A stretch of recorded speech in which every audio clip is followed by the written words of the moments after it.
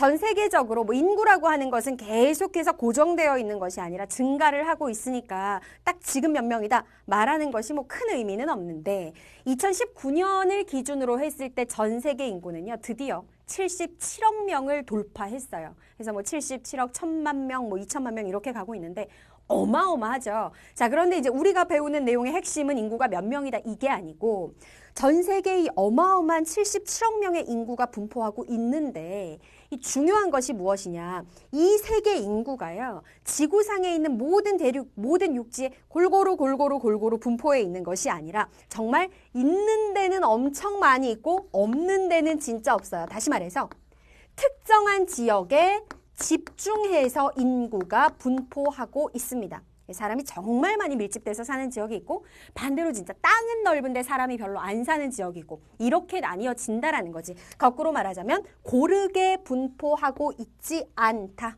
이렇게 정리되는 거죠. 그래서 오늘 우리가 공부하는 핵심 내용이 무엇이냐면 특정 지역에 집중해서 분포한다고 하는데 그 인구가 특정 지역, 집중해 있다는 곳은 어떤 곳이고 그럼 그렇게 인구가 집중적으로 분포하는 지역은 무슨 이유 때문에 인구가 집중해서 있는 건지 이런 내용들에 대해서 공부를 하는 거예요. 자, 그럼 지금부터 한번 나눠서 각각의 기준에 따라 어디에 인구가 많은지 반대로 어디에 인구가 적은지 하나씩 살펴보도록 하겠습니다. 첫째, 반구별로 한번 나눠보도록 할게요. 반구별이라고 하는 건 뭐냐면 북반구하고 남반구를 나눈다라는 거지. 사회일 처음 공부할 때 이 개념 우리 배웠었잖아, 그지? 자, 지금 선생님이 지구를 그려놨는데 지구의 정중앙을 가로지르는 여기가 바로 위도, 영도, 적도라고 불리는 곳이죠. 그래서 적도의 위쪽을 우리가 북반구라고 얘기를 하고 지구의 남쪽, 적도의 아래쪽을 남반구라고 얘기를 해요.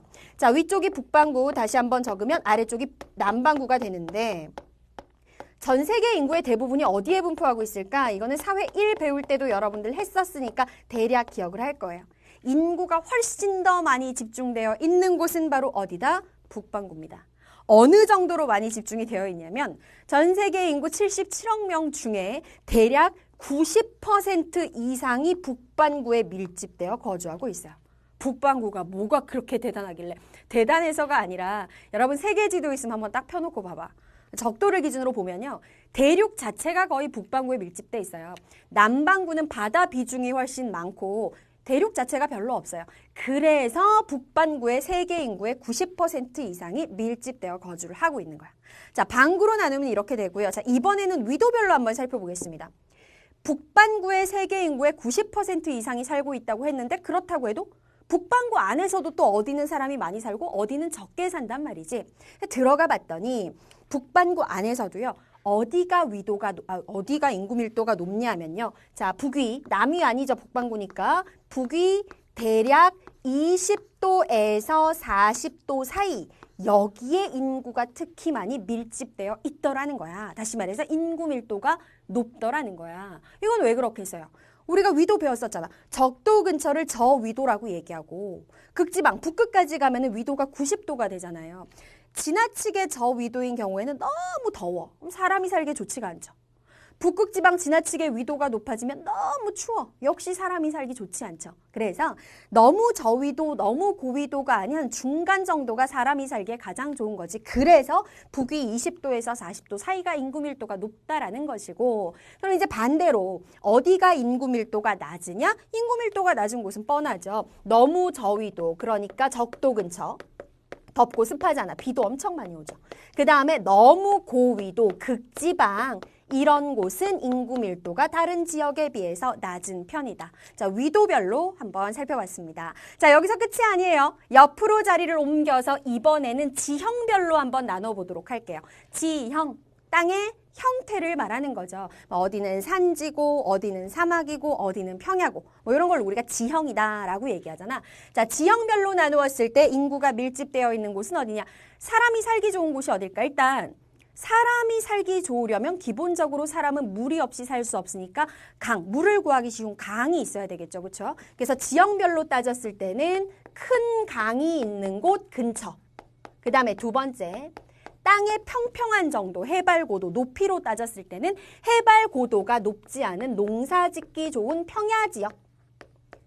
그 다음에 또 전통적으로 전 세계적으로 인구가 어디에 밀집되어 있냐면 해안가, 바닷가.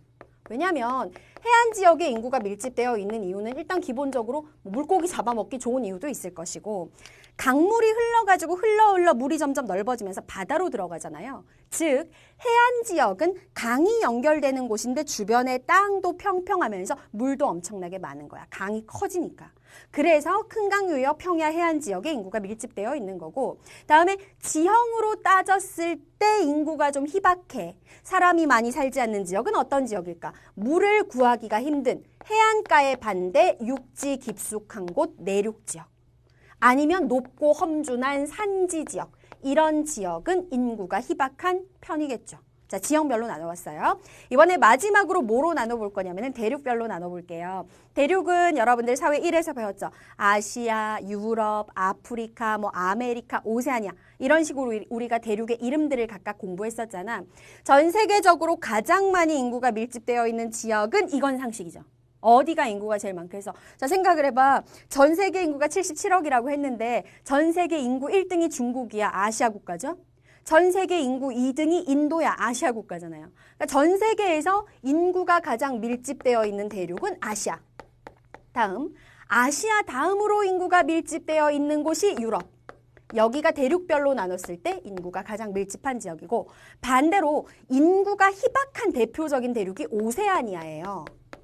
오세아니아는 남반구의 오스트레일리아, 코알라의 나라, 호주 들어봤지? 다른 이름이 오스트레일리아인데 그 다음에 그 옆에 있는 뉴질랜드 그 다음에 이제 그 주변의 자잘한 섬들까지를 우리가 오세아니아라고 하거든. 근데 오세아니아 같은 경우에는 특히 그 중에서 핵심 나라인 오스트레일리아는요.